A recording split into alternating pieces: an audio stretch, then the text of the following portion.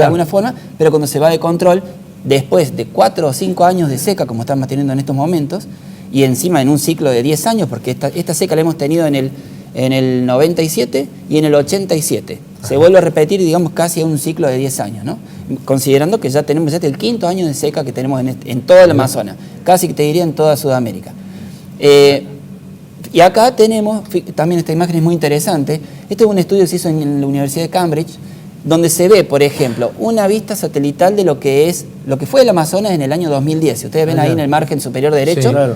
Mucho más verde. Mucho más verde en el año 2010. A la derecha vemos una proyección con un software especial que han desarrollado ellos de lo que quedaría del Amazonas en el año 2060.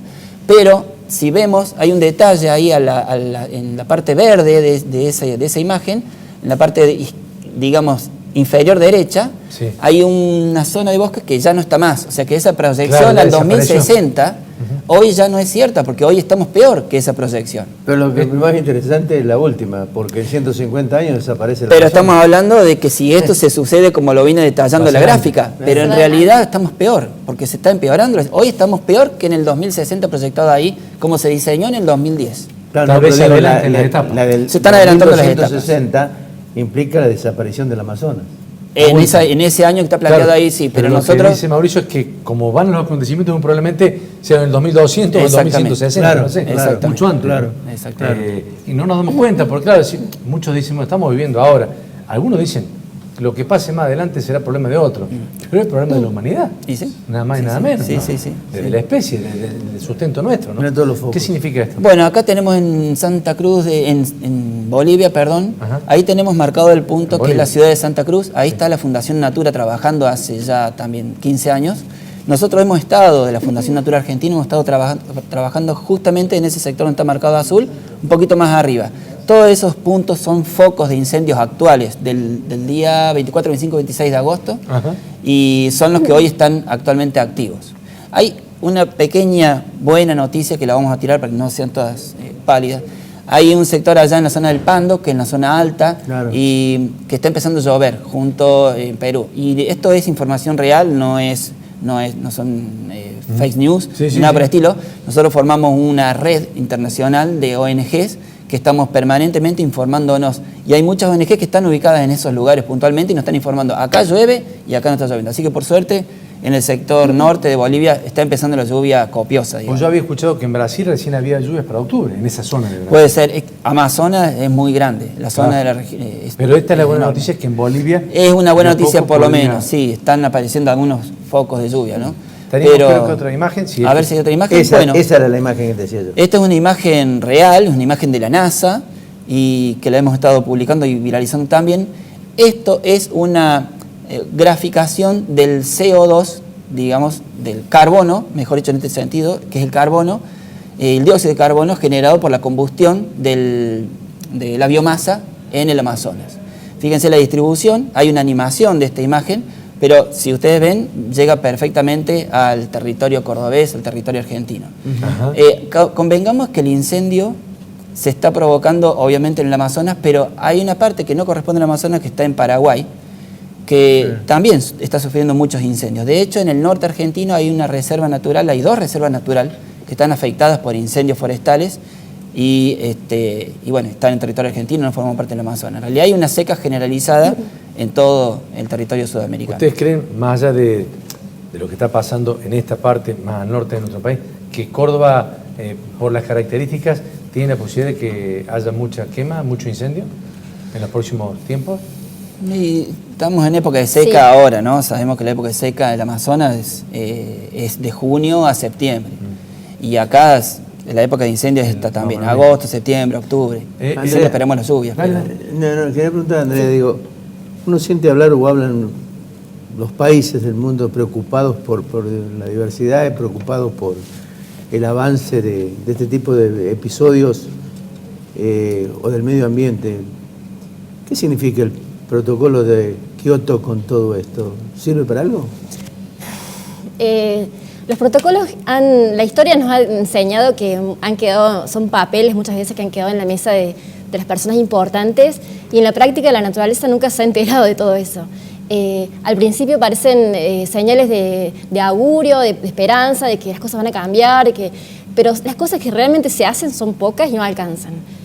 Nosotros, bueno, las fundaciones trabajan generalmente un montón luchando para que esas letras se cumplan y bueno, lamentablemente hay mucha política y hay mucho capital de por medio que bueno, se cree que la biodiversidad es una caja así, una barril sin fondo donde siempre va a estar y cada vez está mermando en el mundo y es... Claro, yo no quiero introducirlos en el tema político ni en las responsabilidades, pero evidentemente si esto se produce es porque no hay respuestas políticas para la prevención y para, digamos, de alguna manera anticiparse a episodios de esta naturaleza cuando digamos, en el medio ambiente se sabe y se conoce que los procesos de sequía se producen con mayor intensidad cada vez. Mira, Ricardo, lo sabemos muy bien nosotros, los ambientalistas, las personas, los gobiernos, pero yo te digo porque he estado ahí hace 7 años y es tierra de nadie.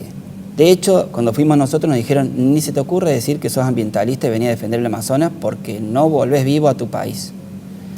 Se han armado distintas mafias en torno a ciertas regiones que el Estado ni siquiera el Estado puede intervenir.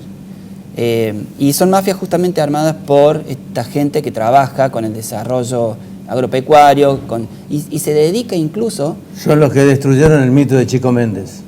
Bueno, obviamente. Ahí hay una placa, si la podemos pasar, que tiene unas cruces rojas. Claro. Yo te voy a mostrar todas esas cruces rojas que las vamos a ver ahí en el mapa. Son todos asesinatos de ambientalistas que han estado luchando por el Amazonas.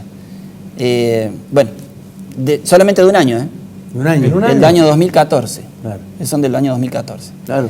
Así que realmente ellos tienen un poder totalmente inescrupuloso, digamos, lo que manejan ahí. Amo y dueño de esa tierra. Amo y dueño de las tierras. Y están armados y ellos van armados por las calles, por las ciudades, uno los ve y tiene que quedarse callado porque es tierra, no hay ley ahí. La ley la establecen ellos. Entonces imagínate ante ese escenario qué control puede llegar a haber por parte de cualquier organismo estatal.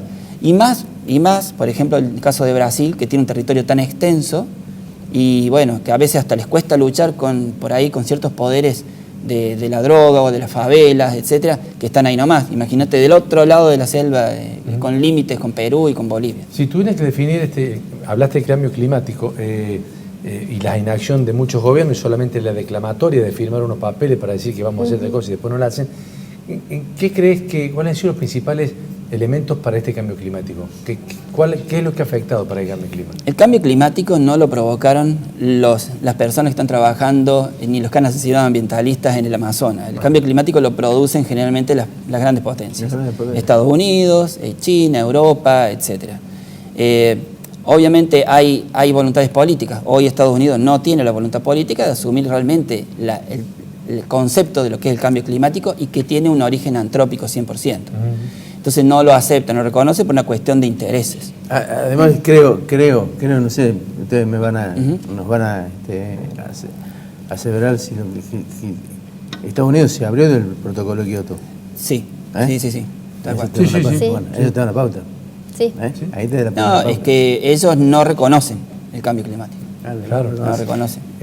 Una cuestión mucho más cotidiana y nuestra, Sí. Andrea, tiene que ver con el humo que hemos visto estos días, que a lo mejor podrá haber más. Yo leí un informe de la municipalidad que, si bien decía que no era nocivo, pero que preferían que no se hicieran actividades al aire libre durante el tiempo que esté el humo, que podría haber ceniza después posteriormente. ¿Esto es así, no es así? ¿Es realmente significativo? ¿Puede causar daño o no? Bueno, Córdoba de por sí estamos en un pozo, ¿sí? Es una ciudad que uno lo ve en las zonas más altas de la ciudad y realmente cualquier día puede ver una bruma Sí, que hay permanente sí. sobre la ciudad de manera normal los 365 días del año. Y ahora realmente sí, es verdad, se han hecho mediciones cuyos valores de las partículas por parte por millón son mucho más altas de lo que deberían ser, y hay un riesgo, sí, sobre todo para las personas alérgicas, niños y ancianos, son siempre los más vulnerables. Y bueno, todo esto, o sea, nosotros tenemos un sistema respiratorio que nos permite filtrar las partículas normales, ¿no es cierto? Pero frente a valores que no son los normales, bueno, realmente es peligroso, sí, o sea, estamos en una situación complicada, es una época del año que se viene la tormenta de Santa Rosa y todo lo que es el clima, más los incendios que vienen, nos están golpeando por todos lados, realmente, bueno, hay que tener cuidado, sí, hay que tener cuidado. Sí, iba a decir. Sí, no, puntualmente uno piensa en este tema de hasta dónde nos afecta el Amazonas, ¿no? Porque uno dice, bueno, hemos escuchado esta crítica de decir, ¿por qué se preocupan tanto por el Amazonas? Preocúpense por acá, si el Amazonas está lejos. Es gente ambientalista, ¿eh? Y yo les decía, ahora sí levantá la mirada y fíjate porque lo tenés al Amazonas acá arriba y muerto. Entonces, creo que no necesitamos pararnos en un punto regional, sino pensar que somos una humanidad totalmente unida, deberíamos ser más unidos, obviamente, pero pensar en la importancia que tiene el Amazonas, porque el Amazonas, con la estructura que tiene de árboles, constituye como un canal de humidificación de la cordillera de los Andes, de toda la humedad que proviene del océano Atlántico, ¿no? Cuando la selva disminuya y se produzca una desertificación, esa humedad no va a llegar a los Andes. Entonces, ¿qué vamos a tener en los Andes? Falta de agua y grandes inundaciones en las costas. O sea, tenemos que pensar que ahora, después de los incendios, han quedado muchas parcelas totalmente incineradas, inutilizadas, donde tienen dos salidas, ¿no? Los terratenientes y los gobiernos. O hacer sembradíos de soja o reconstruir los ecosistemas naturales. Así que nosotros estamos trabajando puntualmente en ver, en proponer y en trabajar conjuntamente con varias organizaciones para empezar a trabajar en la reconstrucción ecosistémica de esos Creo que van a sectores. ser los primeros. Van a hacer la segunda soja. Una cosa, Seguramente. Esperemos que no. una idea como para tener en cuenta, así como sabemos que cambia el dólar y nos pasa todo lo que tenga que ver con eso, los problemas ambientales son de todos. O sea, Nos afectan, terminan afectando sean a todos. en la China, sean en el Amazonas, sean en Ushuaia, somos parte de esos problemas todos. Mauricio, Andrea, muchas gracias por ayudarnos para comprender un poco Gracias. todo esto, ¿no? Y no quedarnos solamente en el incendio.